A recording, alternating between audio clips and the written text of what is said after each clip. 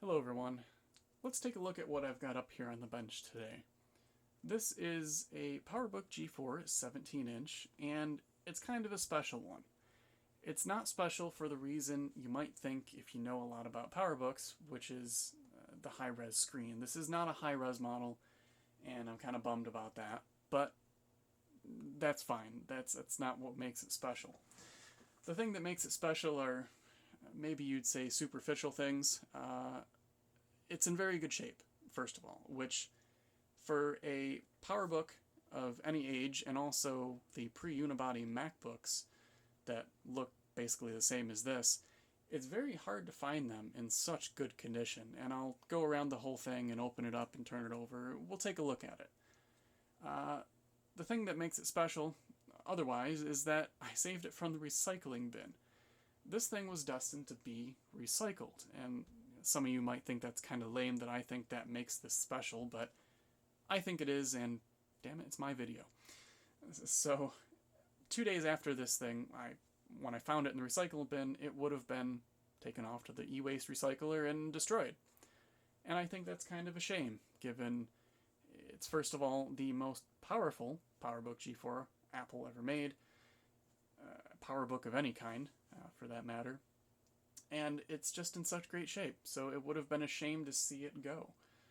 Now, it did have an issue, and I understand maybe why it was destined for recycling, but I have fixed it, and I'll discuss that a little bit later. But instead of watching my hands move, let's take a look at the machine itself. This is just dirt. This thing has been in my basement for a couple weeks now after I fixed it, but taking a look at the top, some dirt, obviously I need to clean it, but the only issue it has cosmetically on the outside is this, and I don't know if this happened when it got put in the recycle bin. It's very possible, but it's a little scuff. It's not a dent. There's no feeling to it, but there is some of the coating, I guess, that's been rubbed off, and it's kind of unfortunate, but all in all, it's not bad, given the condition of the rest of it. Again, some dirt right there I need to clean off, but the front is very clean, the back is clean. Both of the sides, usually you'll see a lot of denting around here from either where people were too aggressive when they pulled the laptop, or it just got pulled in general. A lot of denting happens in the corners and around the power jack. This has none of that. And taking a look at the other side, yeah, it's the same case. Very, very well kept and in honestly excellent condition. Bottom, I didn't take off that tape yet, but pretty normal scratching, scuffing. Not a whole lot going on down here. And given its age and the fact that these things are usually totally beat up on the bottom when I get them, this is an interesting specimen because it's well kept.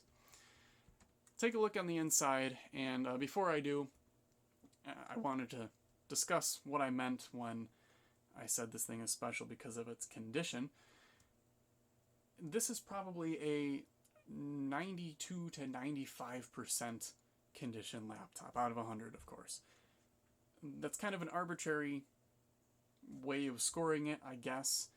My criteria isn't a strict criteria, it's just how good is it in comparison to other ones I've seen, and how does it look compared to what a brand new one would probably look like. And I give it such a high score because really all of the problems, again, a little dirt on it, but all the problems you usually see with these things are not present, and it's really great. And I guess I'll stop harping on that point, but really great shape. The other thing, other than the little ding in the top, well, not ding, blemish on the top corner, that brings the score down is the trackpad, which you might be able to see there. It's shiny. It's been used. It's a fact of life, and it's a little disproportionate, if I'm honest. The amount of wear that's on the touchpad, it's shiny, and it feels like there's no grip to it. It's just shiny. It's not really proportionate to the keyboard and the rest of the machine. It's as if this thing got sat on a desk, and she put a keyboard over the top of it. I say she, I don't know who owned it, but they put a keyboard over top of it and never touched the keyboard. Because the keyboard's in really great shape too, as if it was never used. So, yeah, kind of an odd thing going on there, but I'm glad it is the way it is. Taking a look at the screen, the camera's going to make a loud noise, or the tripod rather, I apologize. That was louder than I thought. Sorry. Screen's in great shape. It's pretty bright. There we go. Got some dust on it. Needs to be dusted off, but there's no deformities around the edge. Sometimes I'll see, usually down here, the adhesive that holds it will lift, so when you open it, it'll creak and make bad noises. That's not happening here. And the screen, given its size and its age, is really bright still. And it's not quite as bright as it used to be, I'm sure. This thing has age on it. I mean, you can see the touchpad. It's been used. But considering all that, very, very, very bright still. So I'm going to plug it in. The battery works and does hold a charge, so I guess I don't really need to plug it in, but I'm going to anyway. And a little squeaky. Let's power it on and see what it looks like, and then I'll talk about some of the one issue I had to solve. So that one issue I had to solve was with the hard drive. When I got it, the hard drive was dead. It would just click every once in a while, refuse to spin up fully, and it was just kind of a sad thing to see. I usually like to have the original operating system installed and poke around with it, but that wasn't going to happen. So, you know, these things happen. It's a mechanical device, and I can't really fault it, although I kind of do. But instead of just putting any old hard drive in there, given the thing is in great condition anyway, I decided to put in a new old stock IDE hard drive. I had 2 of them. I've only got 1 left, so I'm saving it for something special like this. But it was a brand new, still in the ESD bag that it comes in. Had never been torn. It still had the silica gel in there, whatever that's called. Brand new, 0 hours. And I put that in here. So it's got a brand new 120 gig hard drive, and as you saw, it booted up pretty fast, given that it's running off of a mechanical hard drive. Yeah, anyway. So that was kind of a neat thing that I felt as though I should do, so I did it. I'm going to move the camera once more, so hold on to your ears. That wasn't bad. Get a little more centered in the screen. I've installed Leopard, so it's running 10.5.6. I didn't update it yet. Might do that before I sell it, and I am attempting to sell this at some point, because I don't really need it, and I'm sure somebody else would appreciate a PowerBook in such great shape. As I said, it's the 1.67, which is the fastest PowerPC PowerBook of any kind. 1 gig of RAM, upgradable to at least 2. I think people have put 3 in them. I don't recall, but I don't have any spare RAM to put in there, so I'm not going to be doing that. Let's go ahead and zoom in on the screen. So there's the specs of it. PowerBook G4 17-inch. It's a 5.7. 1 gig of RAM, 1.67, as I said. The hard drive I put in here is a 120 gig. Brand new Western Digital hard drive. Don't really know if there's a way to see hours. I don't think there is, not in here at least, of the hard drive, but it's probably got 10 hours on it now, so really is truly brand new. It's got Bluetooth. It's got a DVD drive. I don't remember if this is the super drive or not. I think it might be, but I don't recall. It's got a Radeon 9700, 128 megs of VRAM, and as I stated before, it's got the 1440 by 900 screen. The high-res model would have had the 1650 or 1680 by 1050 screen. Those are pretty uncommon, and that's most. I don't know why I clicked on that. I meant memory.